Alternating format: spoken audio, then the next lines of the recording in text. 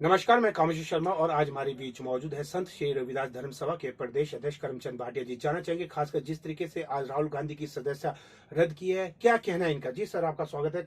जानना चाहेंगे कि जिस तरीके से आज सदस्यता रद्द की है, आपका क्या कहना है। जिस तरह से आज भारत में एक नेता राहुल गांधी जो कांग्रेस पार्टी के नेता हैं और लोकसभा के सदस्य भी हैं, और जिस तरह से उनकी जितनी तीव्र रफ्तार से उनकी लोकसभा की सदस्यता रद्द की गई है, ये बहुत ही चिंता की बात है।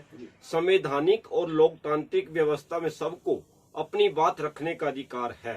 सहमति या असहमति या विरोध करने वाला कोई किसी राजनीतिक पार्टी का या किसी व्यक्ति का या किसी विचारधारा का विरोधी नहीं होता है। सबको अपनी बात रखने का अधिकार है। लेकिन जिस तीव्रता से हम फिर कह रहे राहुल गांधी की सदस्यता रद्द की गई है, केंद्र सरकार को ऐसा नहीं करना चाहिए था।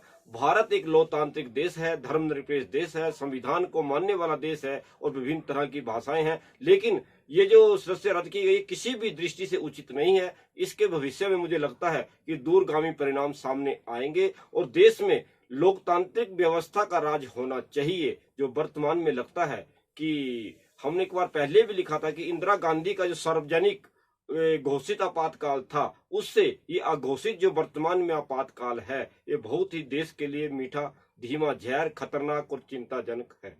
भाटी जी, यदि बात कीजिए, आज प्रदेश के मुख्यमंत्री सुखविंदर सिंह सुक्खू ने भी बयान दिया है कि जो लोकसभा की सदस्य इंदिरा गांधी की भी रद्द की, लेकिन 2 वर्ष बाद जब चुनाव हुआ था तो भारी बहुमत से जीते। और उन्होंने कहा कि जिस तरीके से कन्याकुमारी से लेकर कश्मीर तक की जो यात्रा की है, पद यात्रा की है, उसमें कहीं ना तो कई लोगों का उन्होंने दिल जीता है, मोहब्बत जीती है, और कहीं ना तो कहीं आने वाले समय में इसका परिणाम कांग्रेस के लिए सकारात्मक रहेगा।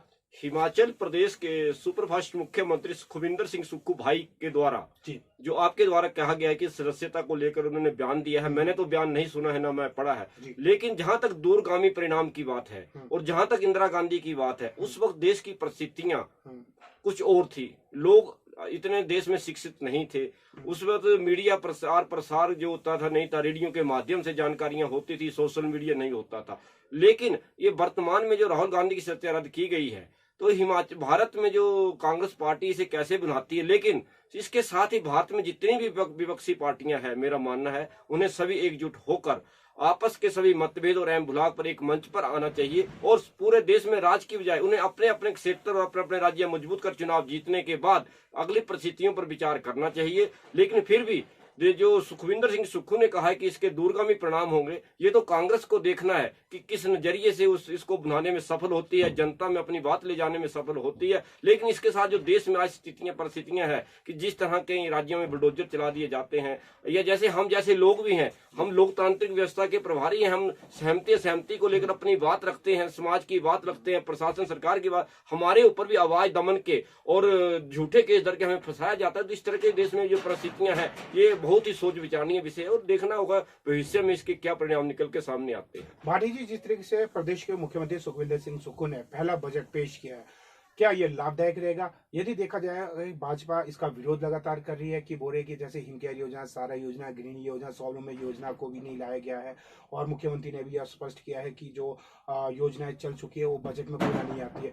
और कुल मिलाकर आपका जो जिस तरीके से 53,400 कुछ करोड़ का जो ये बजट पेश किया है, कितना कारगर साबित होगा? देखो, कारगर साबित की तो बात ऐसी है कि प्रदेश जो है कर्जे के तले डूबा है। और आज चाहे कांग्रेस की सरकार है, चाहे पूर्व में भाजपा की सरकार है, जयराम की सरकार, सभी ने प्रदेश में कर्ज को लेकर प्रदेश को डुबोया है और आखिर लूटा तो जनता को ही जा रहा है। और जहां तक बजट की बात है, प्रदेश की आर्थिक स्थिति ठीक नहीं है। लेकिन मैं भी आपके चैनल के माध्यम से और आपके माध्यम से हिमाचल के सुपरफास्ट मुख्यमंत्री सुखविंदर सिंह सुक्खू भाई से आग्रह करना चाहता हूं कि प्रदेश में जो फिजूली खर्ची है, राजनीतिक स्तर पर है, प्रशासनिक स्तर पर, स्तर पर है, रेनोवेशन के नाम पर जो है, अपनी सुविधाओं के नाम पर, गाड़ियों के नाम पर जो खर्च किया जा रहा है, इसको रोका जाना चाहिए और प्रदेश में कर्जे लेने से बचना चाहिए, जनता पर महंगाई थोपने से बचना चाहिए। और आज तक के इतिहास में जो आज तक प्रदेश में जितना भी प्रदेश को जिन जिन सरकारों ने, राजनेताओं ने और सरकारी प्रशासन जो लूटा है, उसके एक ऐतिहासिक कार्रवाई को, भ्रष्टाचारियों को, ये 100 बात की एक बात है कि फिजूल खर्चे को कहीं ना तो कहीं मुख्यमंत्री का रोकना है। जी भाटिया जी, हमसे बातचीत करने के लिए आपका तहे दिल से धन्यवाद। आपका भी कमेश्वर जी बहुत बहुत शुक्रिया और तहे दिल से धन्यवाद। आपके माध्यम से समाज और प्रदेश की आवाज उठती रहती है, इसके लिए आपका शुक्रिया।